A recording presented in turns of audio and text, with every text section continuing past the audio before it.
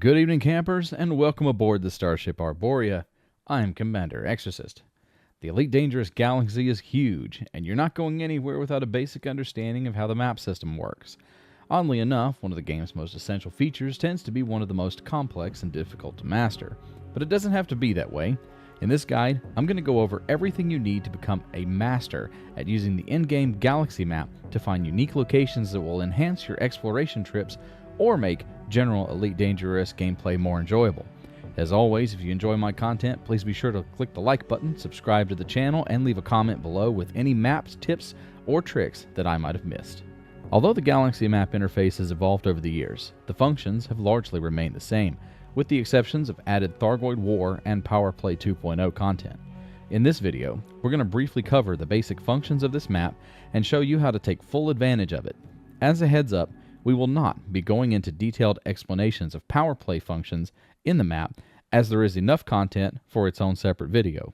Maybe one day. Before we get into the map's general functions, let's take a moment to break down one of the most mysterious elements of Elite Dangerous, star system names. At first glance, the system names in Elite Dangerous can seem entirely made up, and part of them are. With a few exceptions for local regions around the bubble, the name portion of many procedurally generated regions in the galaxy are made up. But the trailing numbers and letters actually have very specific meanings that can help explorers gain a greater understanding of how the galaxy is built. Let's take a typical system name and break it down to show you how it works. The system we're going to be discussing is where I first discovered active geology in my early days of playing Elite. BLU THUA II-K D8-47. On the surface, it's a standard Elite-style reference for a star system in the BLU THUA region. But what does the name tell us about this star system? Quite a lot, actually. You see, the galaxy in Elite Dangerous is divided into quadrants that are approximately 1,280 light-years cubed on average. There are some divergent sectors that are pre-programmed by the developers that might be smaller or larger, but this is the general understood size of each region. And when we consider the sheer amount of these regions, and the fact that each of them is comprised of almost 1,300 light-years each, it really puts into perspective the overwhelming size of the galactic plane, and reminds us of why, 10 years later, less than 1% of the galaxy remains explored. Now, back to our star system. Let's break down the address into each of its components. BLU THUA is known as the region name. In some cases, it is programmed directly into the game by the developers with regions such as Vela Dark and the Col 70 sector, but mostly it is filled with procedurally generated names such as Troika, Sinuefi, Pruafo, and others. As mentioned before, each of these regions are approximately 1,280 cubic light-years in size. IIK is known as the subregion or subsection identifier. This narrows the region of space down to a smaller cube, and they vary in size in a semi-random fashion. The only real information that can be obtained from the subregion code is an approximation of its location within its respective grid. For example, a system labeled AAA would appear in the corner of the grid, followed by AAB, and so on, until the sequence reaches ZZZ. The D in this name is known as the mass code, and it includes a trailing number that indicates its mass level in relation to the mass of Sol. If there is no number trailing the letter, then it is assumed to be 0. In this case, D8 indicates the system's main star is approximately 8 times the mass of Sol. Mass codes are broken down as follows: A for brown dwarf stars, B for red dwarf stars, usually M-class, C for small main sequence stars, such as K and some G-class stars, D for main sequence stars like G, F, A-class, and white dwarf, E for larger main sequence stars like B and some of the larger A-class stars, F for mostly larger B-class stars, G for very large stars, and H, which is the largest star category, consisting of extreme objects like O-class, Wolf-Rayets, enormous black holes, and other weirdness across the galaxy. The trailing number is referred to as the serial number, and it gives each system a unique identifier. So in this case, this system is the 47th main sequence star with a mass 8 times that of Sol in the BLU THUA II-K region. Now by default, the galaxy map displays all 400 billion stars in the Elite Dangerous Galaxy. There are several filters on the left side of the screen that can be used to reduce the number of stars to help with identifying specific objects and eliminating clutter. Let's take a moment to talk briefly about each of these filters. Realistic mode is the default display filter, and it shows all stars in the galaxy as they would appear in deep space. They're color accurate and mostly shine at the light of brightness that corresponds with their size and intensity. Personally, I've never found a use for this mode, except for taking in the overall beautiful nature of the galaxy. Allegiance mode colors stars based on their superpower or allegiance. So if you want to know that the system you're entering belongs to the Empire, regardless of its power play status, then this is your tool. Government mode shows star systems whose governments fit into a specific category, such as anarchy, colonial operations, dictators, etc. This is a useful tool for finding star system states that spawn specific materials used for engineering for engaging in other in-game activities such as settlement raiding or piracy. Economy mode filters stars by the type of economy prominent in the system. This is especially helpful for finding engineering materials or missions that require a specific type of installation such as high-tech, agriculture, military, etc. State mode colors stars based on their current economic and social status. For example, if you're looking to join a civil war, then this is the mode that will help you find systems whose governments have broken down and its controlling factions are in a state of civil war. Note that in most cases, the system state is directly related to the state of the controlling faction.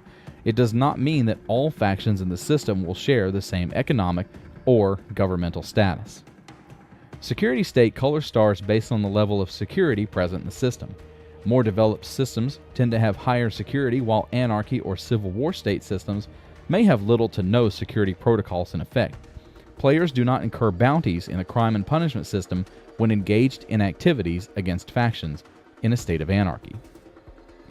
Star class mode filters the map by a star's point in its stellar evolution.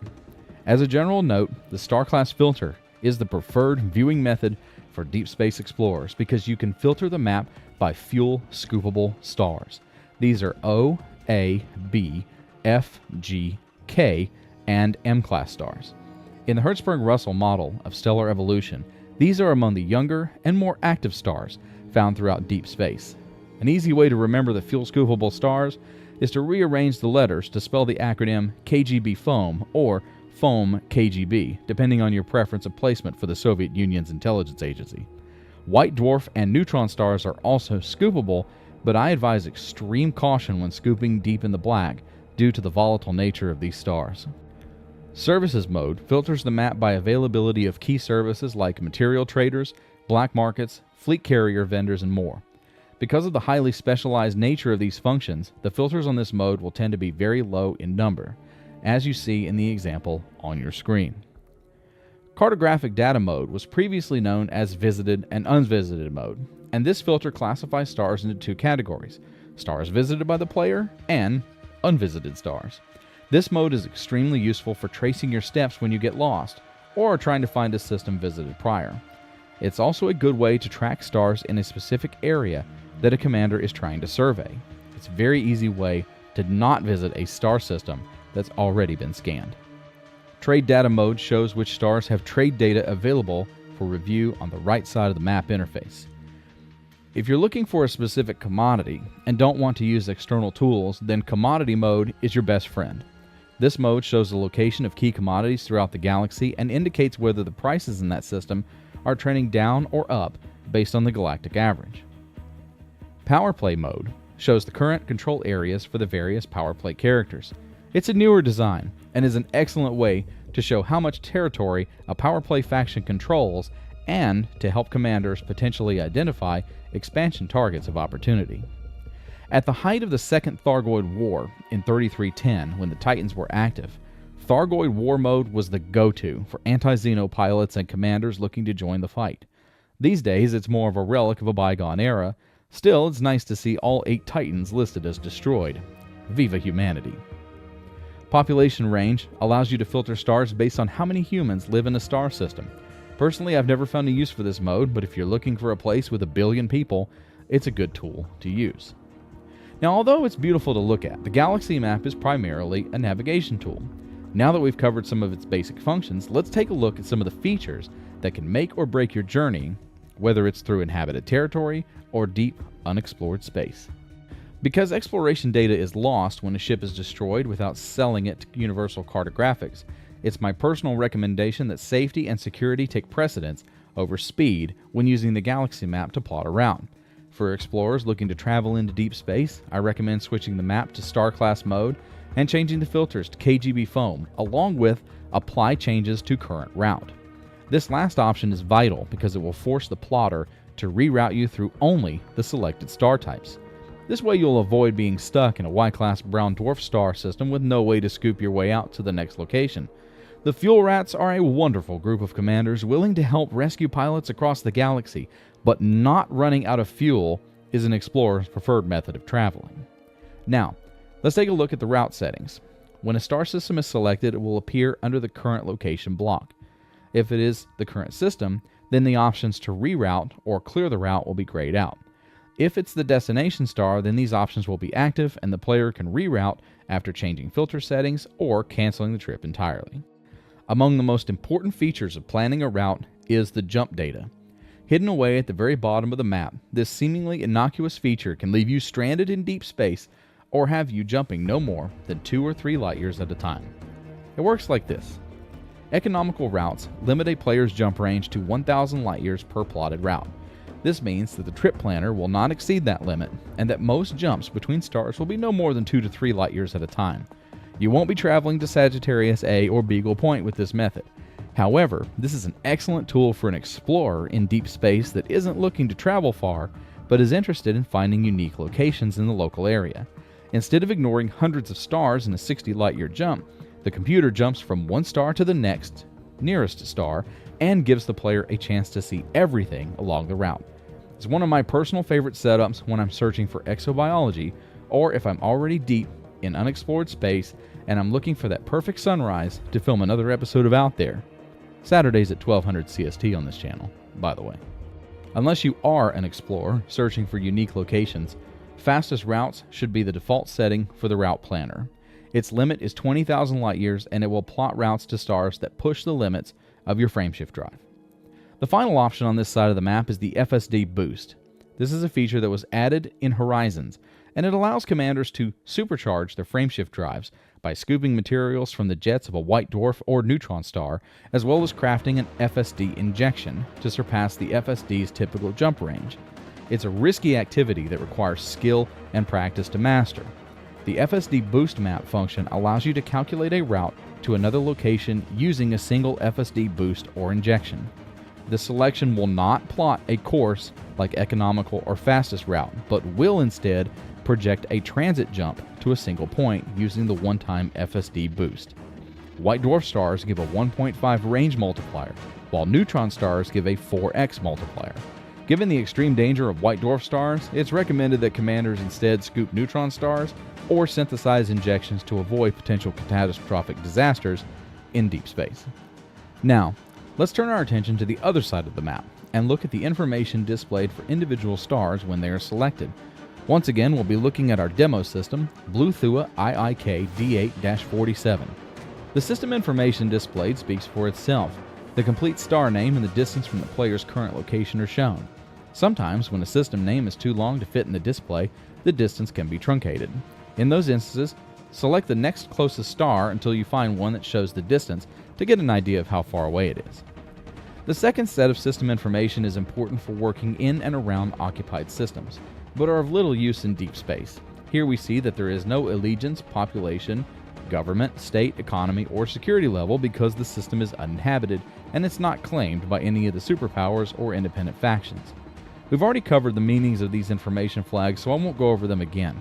As you can see on your screen, these fields share the same values as the left side filters and are the primary way to validate that the system you're examining has the correct social, political, and security levels that you're looking for. The Astronomical information box is an excellent tool for explorers to understand basic characteristics of the star or stars in the system. In the case of our demo system, it is a G-class white-yellow star. The type indicates some new information that we haven't seen before, so let's break it down. The 8 in this case is known as the spectral subclass. These range from 0 to 9, with 0 being the hottest and 9 being the coolest. Since this is an 8, it is most likely on the tail end of its life as a main sequence star. The VAB that follows is a set of Roman numerals that identify the star's luminosity class.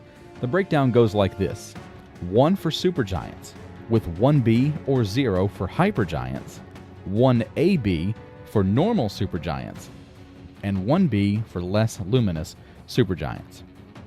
2 is for bright giants, 3 is for regular giants, 4 is for subgiants, 5 is for main sequence stars and some dwarf stars, which is where our current system falls in the HR diagram. 5a for extremely luminous, 5ab for luminous, 5b for normal, and 5z for less luminous main sequence stars. Our current system falls in the 5ab category, so it's simply luminous. 6 for subdwarfs, and 7 for white dwarfs. So by looking at the galaxy map, we can determine without looking at the system itself that this is a G-class, very cool but still luminous main sequence star. But this part of the map doesn't only show the host or central star in the system. As seen here, the map will show you information for all stars in a selected system. Here we have a class M star that is very hot and luminous, along with an L-class brown dwarf star that is still relatively hot and is so close to being an M-class star that the system still shows its luminosity identifier as 5. The galaxy map includes a mixture of real and procedurally generated star systems, so when a real star is presented on the map, its corresponding star catalog identifiers are often included on the screen. Due to the fragmented nature of the various star catalogs, I recommend using the SIMBAD database if you want to cross-reference with other star names. There will be a link in the description to the SIMBAD database if you want to explore on your own. Now that we've gone through a majority of the galaxy map's functions, let's put it all together and plot a route into deep space using a specific set of filters and plot settings. Our destination is going to be a previously unexplored system, but before we do that, we need to go into the filter settings and make sure that our map is set to display the appropriate star classes. Open the star class map mode screen and toggle all to turn off all of the displayed stars. Then select O, B, A, F, G, K, and M. Then scroll down to the bottom of the panel and check Apply to Current Route.